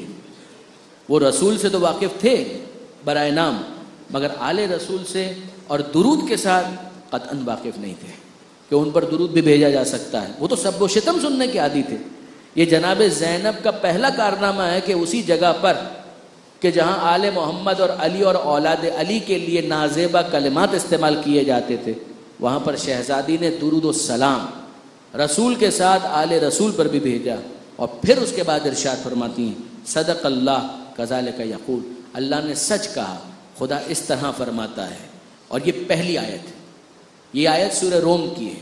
بی بی فرماتی ہیں ثم کانا عاقبۃ الذین اساءوا السوء, پھر ان کا انجام, ان کی عاقبت کہ جنہوں نے برا کیا ان کا انجام بھی برا ہوا. شہزادی نے آغاز ہی کے اندر جس آیت کا انتخاب کیا ہے اس میں عاقبت کا ذکر ہے. اور یہی وجہ تھی کہ اس پوری تقریر کو میں نے قیامت کے گرد بلڈ کیا کہ شہزادی کہتی ہے عاقبت, انجام. تم دنیاوی عیاشیوں کو معیار بنا رہے ہو عزت اور ذلت کا, you are wrong. You are absolutely wrong. اگر تم دنیا کو آئسولیشن کے اندر دیکھ رہے ہو تم نے غلط سوچا. اگر تم قرآن کی بات کرتے ہو اور عزت اور ذلت کی بات کرتے ہو تو پہلے عاقبت اور آخرت کے تصور کو تو سمجھو. ثم کان عاقبۃ الذین اساءوا السوء، پھر ان کا انجام، ان کی عاقبت کہ جنہوں نے برا کیا ان کا انجام بھی برا ہوا. ان کذبوا بآیات اللہ، انہوں نے کیا برا کیا تھا؟ انہوں نے اللہ کی آیتوں کو جھٹلایا. وَكَانُوا بِهَا يَسْتَهْزِئُونَ، اور وہ اس کا مذاق اڑا رہے تھے. یزید نے تھوڑی دیر پہلے کہا کہ کوئی وحی نازل نہیں ہوئی، یہ تکذیب ہے، جھٹلانا ہے. لعبت ہاشم بالملک کے سارا ڈھونگ تھا اقتدار حاصل کرنے کے لیے، یہ مذاق اڑانا تھا یزید کی طرف سے. اور جناب زینب آیت کے ذریعے سے اس کو رسپونڈ کر رہی ہیں، جواب دے رہی ہیں. ثم کان عاقبۃ الذین اساءوا السوء. نمبر 1، دنیا کو آئسولیشن میں مت دیکھو، عاقبت کے ساتھ دیکھو. برے کا انجام برا ہوگا. ان کذبوا بآیات اللہ، انہوں نے برا یہ کیا کہ آیتوں کو جھٹلایا اور اس کا مذاق اڑایا. پھر اس کے بعد شہزادی فرماتی ہیں اے یزید تو یہ سمجھتا ہے، غور کریں شہزادی نے نام لے کر مخاطب کیا، یہ نہیں کہا ایھا الامیر، اے امیر، یہ نہیں کہا ہے. شہزادی نے نام لے کر مخاطب کیا. عربوں کا دستور یہ ہے، بے تکلفی ہو تو الگ بات ہے، وہ دوستوں کی بات نہیں ہو رہی، لیکن اگر فارملی کسی کو ایڈریس کرنا ہو اور اس کو عزت دینی ہو تو اس کی کنیت کے ذریعے سے، اس کے لقب کے ذریعے سے اس کو مخاطب کیا جاتا ہے. اور اگر یہ بتانا ہو کہ تو میری نگاہ میں ذلیل ہے تو اس کو نام سے مخاطب کیا جاتا ہے. جناب زینب نے نام سے مخاطب کیا ہے، اے یزید تو سمجھتا ہے کہ تو نے زمین و آسمان کو ہم پر تنگ کر دیا، ہمیں اسیر بنا کر شہر شہر پھرایا، اور یہ خیال کرتا ہے کہ خدا نے تجھے عزت دی. محور ہے اس خطبے کا کہ عزت اور ذلت کا معیار کیا ہے. تو سمجھتا ہے کہ خدا نے تجھے عزت دی اور ہمیں رسوا کیا. تو یہ سمجھتا ہے کہ تو اس سے خدا کے نزدیک معزز ہو گیا، اسی لیے غرور سے دیکھتا اور تکبر کے ساتھ چلتا ہے، اور اپنی حکومت اور منظم امور کو دیکھ کر آپے سے باہر ہو جاتا ہے. ذرا ہوش میں آ، کیا تو نے خدا کا یہ کلام فراموش کر دیا ہے؟ دوسری آیت، یہ سورہ آل عمران کی آیت ہے. پہلی آیت عاقبت، دوسری بات کہ یزید تیرا خیال باطل ہے، یہ عزت کا معیار نہیں ہے. آیت کیا ہے؟ جناب زینب فرماتے ہیں کہ لا یحسبن الذین کفروا، کافر گمان نہ کریں، انما نملی لہم خیرا لانفسہم، کہ جو ہم ان کو مہلت دے رہے ہیں یہ ان کے لیے بہتر ہے. ہرگز نہیں. یہ مہلت امتحان کے فلسفے کا جزو لا ينفق ہے. اگر امتحان دنیا دار امتحان ہے جس کا نتیجہ عاقبت میں ظاہر ہونا ہے، امتحان کا فلسفہ یہ ہے کہ جب تک امتحان ہوگا مہلت دی جائے گی. اگر 3 گھنٹے کا امتحان طالب علم کا بھی ہوتا ہے تو ورق سادہ دیا جاتا ہے، سوال نامہ ساتھ دیا جاتا ہے، سوال دیکھو جواب تم لکھو گے، اور جب تک 3 گھنٹے کی مہلت تمام نہیں ہوتی نہ ہم تمہارا قلم روکیں گے نہ تمہارا ہاتھ روکیں گے. مگر جب مہلت مکمل ہوگی تو قلم بھی روک دیا جائے گا، ہاتھ بھی پکڑ لیا جائے گا. پھر اس کے بعد عاقبت کے ساتھ اس کو دیکھو کہ تم کامیاب ہوئے یا ناکام ہوئے. جناب زینب فرماتی ہیں کہ خدا کا یہ قول، یہ کلام، لا یحسبن الذین کفروا، کافر گمان نہ کریں، انما نملی لہم خیرا لانفسہم، ہم جو ان کو مہلت دے رہے ہیں یہ ان کے لیے بہتر ہے. ہرگز نہیں، یہ مہلت ان کے لیے بہتر نہیں ہے. یہ مہلت اس لیے ہے کہ ہم دیکھنا چاہتے ہیں کہ کون یزید اور ابن زیاد کی طرح اس مہلت کو مس یوز کر کے ناکام ہوتا ہے اور کون حر کی طرح اس مہلت سے فائدہ اٹھا کر توبہ کر کے اپنی سعادت کو پا لیتا ہے. کون یہ کرتا ہے، کون وہ کرتا ہے. مہلت مہلت ہے، امتحان کے ساتھ لگی ہوئی مہلت. انما نملی لہم، اہل علم جانتے ہیں کہ انما کلمہ حسر ہے، ہم مہلت صرف اس لیے دیتے ہیں، انما نملی لہم لیزدادوا اسما، اور گناہ کرنا چاہتے ہو، امتحان میں ناکام ہوتے جا رہے ہو، تم اپنی مہلت کو ضائع کرتے جا رہے ہو. وہ ٹائم جو تمہیں دیا گیا ہے تم نے اس کو مس یوز کیا ہے، رادر ابیوز کیا ہے. انما نملی لہم لیزدادوا اسما، ہم نے تمہیں مہلت اس لیے دی، اگر تم اور زیادہ اپنے دامن کو داغدار کرنا چاہتے ہو تو داغدار کرو، تاکہ وہ اپنی سرکشی میں اضافہ کر لیں، پھر ان کے لیے عذاب اور رسوائی ہے. امن الانصاف یا ابن الطلقاء، شہزادی کا جلال فرماتی ہیں اے طلقاء کی اولاد، کیا یہ انصاف ہے؟ اس کو انصاف کہتے ہیں؟ طلقاء یہ کون سی اصطلاح ہے؟ طلقاء یعنی آزاد کردہ کی اولاد، اے آزاد کردہ کی اولاد، کہ جس کو میرے جد نے فتح مکہ کے موقع پر آزاد کرتے ہوئے یہ اعلان کیا تھا انتم الطلقاء، جاؤ تم کو آزاد کیا جاتا ہے۔ کیا ہونا چاہیے تھا یزید کے اجداد کے ساتھ؟ زندگی بھر پیغمبر اکرم کو اذیت دیتے رہے، مجرم تھے، حق تھا کہ ان کو غلام بنایا جاتا، ان کی عورتوں کو کنیز بنایا جاتا، مگر اس موقع پر رحمت للعالمین نے پھر ایک موقع دیا، جو مولانا مودودی نے بھی خلافت و ملوکیت کے اندر اس بات کا ذکر کیا کہ یزید کو اتنا ہی سوچنا چاہیے تھا کہ اس کے مجرم ماں باپ کے ساتھ، مجرم باپ دادا کے ساتھ، اسی زینب، اسی حسین کے جد کا کیا سلوک تھا، اور اسی محمد کی اولاد کے ساتھ اس یزید کا کیا سلوک ہے۔ وہ مجرم تھے، یہ معصوم، ان مجرموں کے ساتھ اس معصوم نبی کا کیا برتاؤ ہوتا، اور ان معصوم ہستیوں کے ساتھ اس مجرم یزید کا کیا برتاؤ۔ جناب زینب فرماتی ہیں امن الانصاف یا ابن الطلقاء، اے طلقاء کی اولاد، کیا یہ انصاف ہے کہ تو اپنی عورتوں اور کنیزوں کو باعزت طریقے سے پردے میں بٹھائے اور رسول زادیوں کو اسیر کر کے شہر شہر پھرائے، ان کی ہتک کرے، انہیں برہنہ سر کر کے لوگوں کو تماشا دکھائے، تاکہ قریب دور شریف رذیل سب انہیں دیکھیں، جبکہ مردوں میں سے کوئی ان کے ہمراہ نہیں، نہ کوئی مددگار ہے نہ نگہبان، لیکن جگر خارہ کے بیٹے۔ یہ پھر اصطلاح شہزادی نے استعمال کیا، عاقلۃ الاقباط، جو ہندا نے کیا تھا احد کے میدان میں، جناب حمزہ کے جگر کو چاک کر کے نکالا تھا اور چبانے کی کوشش کی تھی، جس کے بعد اس کا لقب پڑ گیا عاقلۃ الاقباط، جگر خارہ۔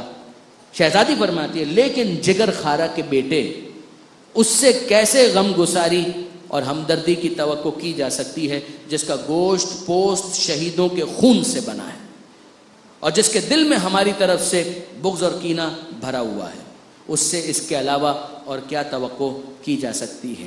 اتنے بڑے گناہ کو تو حقیر سمجھتا ہے اور اپنی اس بدکرداری اور ذلیل حرکت پر اپنے کافر باپ دادا پر فخر کرتا، جو اس نے کہا تھا لیتا شیاخی ببدر شہدو، کاش میرے بدر کے بزرگ ہوتے تو وہ دیکھتے۔ شہزادی کہتی ہیں تو اپنے کافر باپ دادا پر فخر کرتا ہے اور یہ تمنا کرتا ہے کہ کاش وہ آج ہوتے اور تو نے جو بے رحمانہ قتل کیا ہے اسے دیکھ کر خوش ہوتے، تیرا شکریہ ادا کرتے۔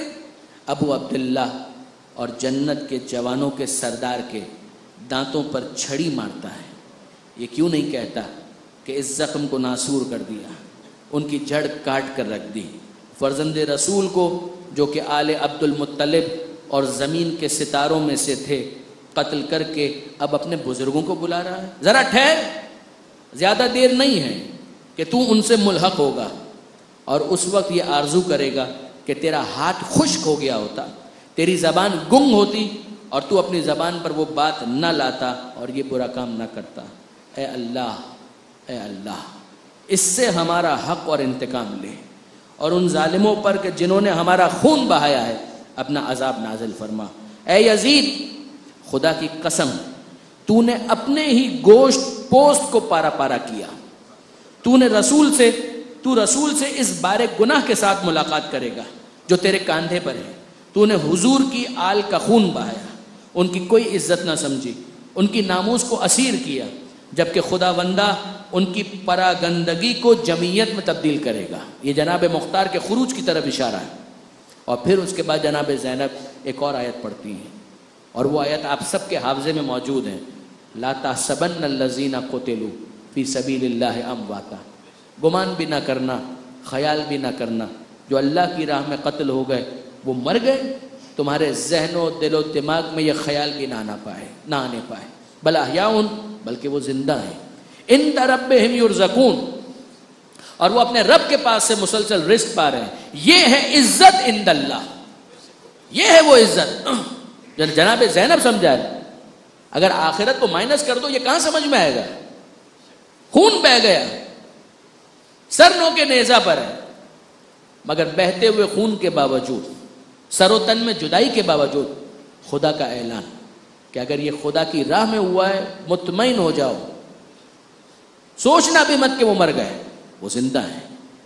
یہ زندگی جو سر و تن کی جدائی کے بعد حیات جاوید کی صورت میں حاصل ہو رہی ہے، نگاہ قدرت میں اس کو عزت کہتے ہیں، یہ عزت ہے۔ بل احیاء عند ربہم یرزقون۔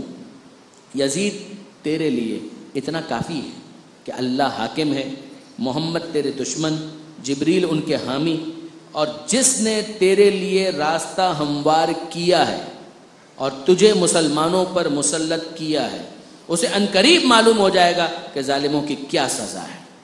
یہ جناب زینب نے کیا کہا؟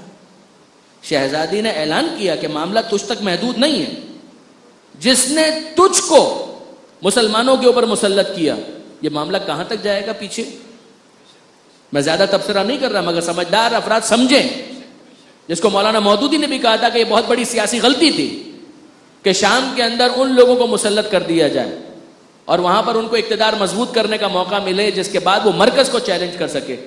مولانا مودودی اس کو سیاسی غلطی سمجھتے ہیں، ہم اس کو سازش سمجھتے ہیں کہ وہ سارے طلقاء کہ جو مدینہ اور مکہ کے اندر جن کی کوئی عزت نہیں تھی، ان کو شام میں وہ ساری عزتیں واپس دنیاوی اعتبار سے حاصل کرنے کا موقع دیا گیا، ریگین کرنے کا موقع دیا گیا، جس کا منطقی نتیجہ یہی تھا کہ یزید کے ہاتھوں فرزند رسول کا قتل ہوا۔ شہزادی کہتی اگرچہ زمانے کے مصائب نے مجھے یہاں لا کر کھڑا کر دیا کہ میں تجھ سے بات کر رہی ہوں، لیکن میری نظروں میں تیری اتنی اوقات بھی نہیں ہے کہ میں تجھے سرزنش کروں، میں تجھے گفتگو کے قابل بھی نہیں سمجھتی، میں تجھے تحقیر کے قابل بھی نہیں سمجھتی، لیکن کیا کروں؟ میری آنکھیں اشکبار ہیں، دل فگار ہیں، جائے حیرت کہ اللہ والے شیطان کا اتباع کرنے والوں کے ہاتھوں مارے جائیں۔ ہمارے خون سے تمہارے ہاتھ رنگین ہیں، تمہارے دہن سے ہمارے گوشت کے ریشے نکل رہے ہیں، اور ان پاکیزہ جسموں کے آس پاس درندے دوڑ رہے ہیں۔ جس چیز کو تو آج غنیمت سمجھ رہا ہے، کل وہی تیرے لیے نقصان دہ ثابت ہوگی، اور جو کچھ تو نے کیا ہے اسے دیکھ لے گا۔ خدا بندوں پر ظلم نہیں کرتا، یہ بھی قرآن کی آیت ہے، خدا بندوں پر ظلم نہیں کرتا، میں اس کی بارگاہ میں شکوہ کرتی ہوں، میں خدا سے شکوہ خدا کا نہیں کرتی، میں خدا کا شکر ادا کرتی ہوں، خدا کی بارگاہ میں ان ظالموں کی شکایت کرتی ہوں، میں خدا کی بارگاہ میں اسی پر میرا بھروسہ ہے۔ اب جناب زینب کی پیشن گوئیاں ہیں، ایک پیشن گوئی جناب مختار کے خروج کے حوالے سے تھی، وہ آ چکی، اب مزید کچھ پیشن گوئیاں ہیں۔ شہزادی فرماتی ہیں اے یزید، جس نیرنگی سے کام کرنا چاہتا ہے کر گزر، جو کوشش کرنا چاہتا ہے کر، واللہ خدا کی قسم لا تمحو ذکرنا، تو کچھ بھی کر لے ہمارے ذکر کو مٹا نہیں سکتا۔ یہ جناب زینب نے اسیری کی حالت میں وہ پیشن گوئی کی ہے۔ دیکھیے برادران، پیشن گوئی کو اس وقت تو چیک کیا نہیں جا سکتا جب تک وقت نہ گزرے، زمانہ آگے بڑھتا ہے، وقت گزرتا ہے، اور اب اس کے بعد کوئی چیک کرے کہ جناب زینب کی یہ ساری پیشن گوئیاں درست ثابت ہوئی یا نہیں۔ شہزادی کہتی ہیں واللہ لا تمحو ذکرنا، خدا کی قسم اے یزید تو ہمارا ذکر مٹا نہیں سکتا۔ دوسری پیشن گوئی، خدا کی قسم تو ہماری وحی کو نہیں مٹا سکتا، جس قرآن کا تو نے مذاق اڑایا ہم اس قرآن کے وارث ہیں، یہ قرآن مٹ نہیں سکتا، یہ قرآن باقی رہے گا، خدا کی قسم۔ اور تیسری پیشن گوئی، اے یزید تجھے جو کرنا ہے کر لے، خدا کی قسم تو ہمارے مرتبے اور مقام تک نہیں پہنچ سکتا۔ تاج پہن کر تخت پر بیٹھنا اور ہے، آل محمد کے مرتبے اور مقام تک آنا اور ہے، تو اس مرتبے اور مقام تک نہیں آ سکتا۔ یہ تین پیشن گوئیاں، اور چوتھی پیشن گوئی شہزادی نے ارشاد فرمایا خدا کی قسم یزید، قتل حسین کی وجہ سے تیرا دامن اتنا داغدار ہو چکا ہے کہ قیامت تک یہ داغ دھل نہیں سکتا، تیرا نام گالی بن جائے گا۔ واقعاً شہزادی نے جو پیشن گوئیاں کہیں کی تھی وہ سب کی سب 100% درست ثابت ہوئے۔ بالکل اختتام آ گیا جناب زینب کے خطبے کا۔ شہزادی فرماتی ہیں تیری کسی بات کا اعتبار نہیں، تیری بادشاہت کا وقت مختصر ہے، مزید ان قریب تیری جمعیت پراگندہ ہو جائے گی، تیرا اقتدار سمٹنے والا ہے، اور اس دن ہاتف ندا کرے گا الا لعنت اللہ علی القوم الظالمین، آگاہ ہو جاؤ کہ اللہ کی لعنت ہے ظلم کرنے والی قوم پر۔ والحمد للہ رب العالمین، تمام تعریفیں اللہ کے لیے جو عالمین کا پالنے والا ہے۔ ابتدائے خطبہ حمد پروردگار شکر پروردگار، اختتام خطبہ حمد پروردگار شکر پروردگار۔ تمام تعریفیں اس خدا کے لیے کہ جس نے ہماری ابتدا میں سعادت اور مغفرت کو رکھا، انتہا میں شہادت اور رحمت کو رکھا۔ خداوند عالم سے دعا ہے کہ ہمارے شہداء کو اجر جزیل عطا فرما اور ان کی جزا میں اضافہ فرما۔ خدا ہمارا بہترین حاکم ہے، وہ سب سے بڑا مہربان ہے، ہم صرف اسی پر بھروسہ کرتے ہیں۔ یہ ہے جناب زینب کا وہ خطبہ کہ جو پہلا تماچا بن کر یزید کے اقتدار کے رخسار نجس پر لگا۔ دوسرا تماچا سید سجاد کا خطبہ مسجد امویہ دمشق میں، جس کے بعد یزید کے اقتدار کے قصر کی چولیں ہل کر رہ گئیں۔ برادران عزیز و خاران محترم، میں نے آپ کو زحمت دی، مگر اب مصائب کی منزل پر، مصائب ہی تو ہیں یہ سب کے سب، مگر منزل مصائب کے اختتام کے لیے جناب زینب کی اتنی پیشن گوئیاں میں نے آپ کے سامنے پڑھی۔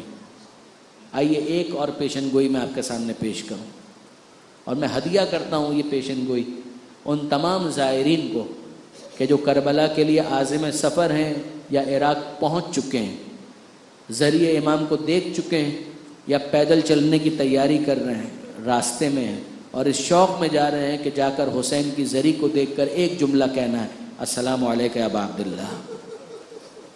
میں ہدیہ کرتا ہوں یہ مصائب اور یہ تمام پیشن گوئیاں ان تمام زائرین کو۔ یہ پیشن گوئی جو اب میں آپ کے سامنے بیان کرنے لگا ہوں، یہ جناب زینب نے کب کہی تھی، کب ارشاد فرمایا تھا؟ یہ شہزادی نے 11 محرم کو، عاشور کا دن گزر گیا، شہید ہونے والے شہید ہو گئے، سر کاٹے جانے تھے سر کاٹ لیے گئے، شام غریبہ میں جس لاشے کو پامال کرنا تھا وہ لاشا پامال ہو گیا، اور اب 11 محرم کا دن طلوع ہوتا ہے۔ 11 محرم کے دن عمر سعد نے اپنے نجس سپاہیوں کو دفن کرنے کے بعد اعلان کیا کہ اب ہم کوفے کی طرف روانہ ہوں گے، مگر کوفے کی طرف روانہ ہونے کے لیے ناکوں پر بیٹھنا ہوگا، ناکوں پر بیبیوں کو بیٹھنا ہے، ان ناکوں کے اوپر کوئی ہودج نہیں ہے، کوئی اماری نہیں ہے۔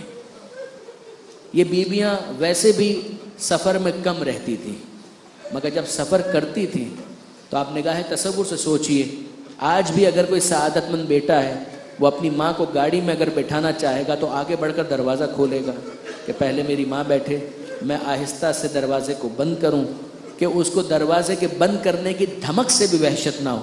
پھر وہ ایک سعادت مند بچے کی طرح، بیٹے کی طرح ڈرائیونگ سیٹ پر آئے گا اور پوچھے گا کہ ماں اجازت ہے میں گاڑی کو چلاؤں، کوئی اور کام تو نہیں ہے۔ جب ایک سعادت مند بچہ آج بھی اپنی ماں کے بارے میں اتنا حساس ہوتا ہے تو بنی ہاشم کے بچوں کے بارے میں آپ کا کیا خیال ہے؟ جناب لیلا اگر کبھی رخصت ہوں، سفر کریں، سواری پر بیٹھیں تو آپ اندازہ کر سکتے ہیں کہ علی اکبر کتنے احترام سے اپنی ماں کو سوار کراتے ہوں گے۔ جناب قاسم کس شفقت اور محبت کے ساتھ آگے بڑھتے ہوں گے اپنی ماں فروا کو سوار کرانے کے لیے، اور اگر جناب زینب سوار ہو رہی ہوں تو پھر اہتمام کیا ہوگا۔ کہیں سے عباس آگے بڑھیں گے، کہیں سے حسین آگے بڑھیں گے، سب بنی ہاشم مل کر کہ زینب کبریٰ ان کی سواری کا اہتمام کیا جا رہا ہے۔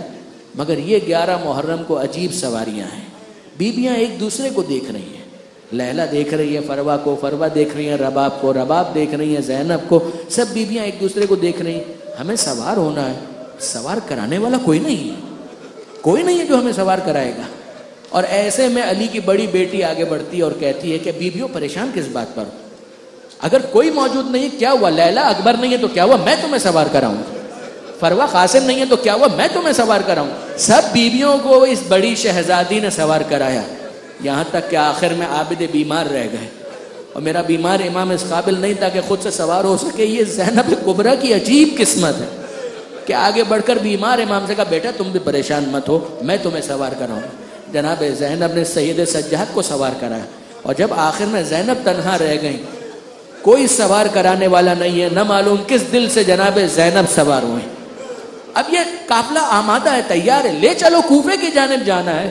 ریاض الاحزان کی روایت ہے کہ عمر سعد نے کہا کہ میں چاہتا ہوں کہ ان بیبیوں کے زخموں کو اور زیادہ کریدا جائے، ان کے زخموں کو اور تازہ کیا جائے، انہیں مقتل سے گزارو تاکہ یہ اپنے اپنے وارثوں کے لاشیں دیکھیں۔ یہ قافلہ مقتل سے گزارا گیا، سر تو کاٹے جا چکے، مگر آپ مجھے بتائیے کہ کیا لیلا کو پہچاننے میں کوئی تکلف ہے کہ یہ میرے اکبر کا لاشا ہے؟ کیا فروا کو پہچاننے میں کوئی زحمت ہے کہ یہ میرے قاسم کا لاشا ہے؟ کیا سید سجاد کو پہچاننے میں کوئی مشکل ہے کہ یہ میرے بابا حسین کا لاشا ہے؟ تو اب لیلا کی نظریں اکبر کے لاشے پر ہیں، فروا کی نظریں قاسم کے لاشے پر ہیں، سجاد کی نظریں حسین کے لاشے پر ہے، زینب کسے دیکھ رہی ہے؟ زینب حسین کے لاشے کو دیکھیں گی یا اونا محمد کے لاشے کو دیکھیں گی؟ لیکن نہیں، روایت یہ بتاتی ہے کہ سجاد حسین کے لاشے کو دیکھ رہے تھے، زینب سجاد کو دیکھ رہی تھی۔ کہ اے میرے بھتیجے، یہ تیری کیا حالت ہو گئی؟ یہ امام وقت، امام زمانہ۔ مجھے یہ محسوس ہوتا ہے کہ اگر میرے بھتیجے کی توجہ کسی اور جانب مبذول نہ ہوئی تو امام وقت کی روح پرواز کر جائے گی۔ میں کیا ایسا کروں کہ سجاد کی نگاہیں لاشائے حسین سے ہٹیں؟ اس موقع پر جناب زینب نے ایک کام کیا، اور وہ کام کیا کیا؟ اپنے آپ کو ناکے سے گرا دیا۔ جیسے ہی جناب زینب ناکے سے گری، سجاد کی نظریں ہٹی۔ ارے پھوپھی اماں، آپ کو کیا ہو گیا؟ اے پھوپھی اماں، آپ کیسے گر گئیں؟ اب زینب کو وہ کہنے کا موقع ملا، اے بیٹا سجاد، یہ کیا کیفیت ہے؟ اے بیٹا سجاد، یہ کیا حالت ہے؟ اور سید سجاد ہاتھ جوڑ کر کہتے ہیں، پھوپھی اماں آپ خود انصاف سے بتائیے، اس بیٹے کی کیا حالت ہونی چاہیے، اس جوان بیٹے کی کیا حالت ہونی چاہیے جس کے بوڑھے باپ کا لاشا اس طرح سے پڑا ہو اور وہ اس قابل بھی نہ ہو کہ ایک مٹھی خاک اٹھا کر اپنے باپ کے لاشے پر ڈال سکے۔ جناب زینب نے اس موقع پر وہ پیشن گوئی کی کہ جو میں ہدیہ کرتا ہوں زائرین کو۔ جناب زینب کہتی ہے، مگر اے بیٹا، اس طرح سے ہمیشہ نہیں رہے گا، یہاں معاملہ ہمیشہ ایسا نہیں رہے گا۔ ایک وقت آئے گا قبریں بنیں گی، قبروں پر روزے بنیں گے، اور دور دور سے لوگ آئیں گے زیارت کے شوق میں، میلوں سفر کر کے آئیں گے، سفر کی صعوبتیں برداشت کر کے آئیں گے، اور اس خواہش کے ساتھ آئیں گے کہ ہمیں اس مظلوم امام کی زیارت کرنی ہے۔ وہ آ کر فقط ایک جملہ کہنے کا شوق رکھتے ہوں گے کہ وہ آ کر کہیں، ذریعہ حسین کو دیکھیں اور کہیں، السلام علیکہ یا ابا عبداللہ، اے ہمارے مظلوم آقا ہمارا سلام قبول کیجئے، اے ہمارے غریب آقا ہمارا سلام قبول کیجئے۔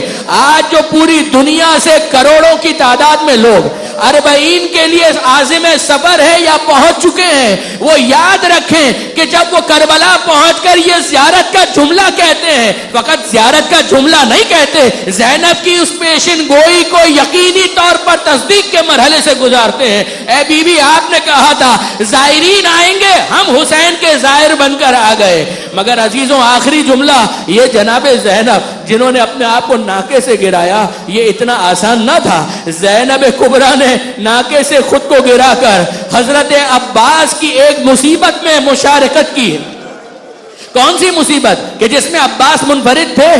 جب کوئی شہید گھوڑے سے زمین پر گرتا تھا، چاہے وہ اکبر ہو، قاسم ہو، حسین ہو، حبیب ابن مظاہر ہو، مسلم بن اوسجہ، جب کوئی گھوڑے سے زمین پر گرتا تھا، ہاتھوں کو آگے بڑھا کر سہارا لیتا تھا، ہاتھوں کے سہارے سے زمین پر آتا تھا، مگر ہمارا سلام ہو عباس علمدار پر، جب گھوڑے سے زمین پر آئے بازو قلم ہو چکے تھے، ہاتھ سہارے کے لیے موجود نہ تھے، منہ کے بل عباس علمدار زمین کربلا پر گرے، مگر سوال ہے کہ زینب کے ہاتھ تو تھے، زینب نے کیسے عباس کے ساتھ اس مصیبت میں ساتھ دیا؟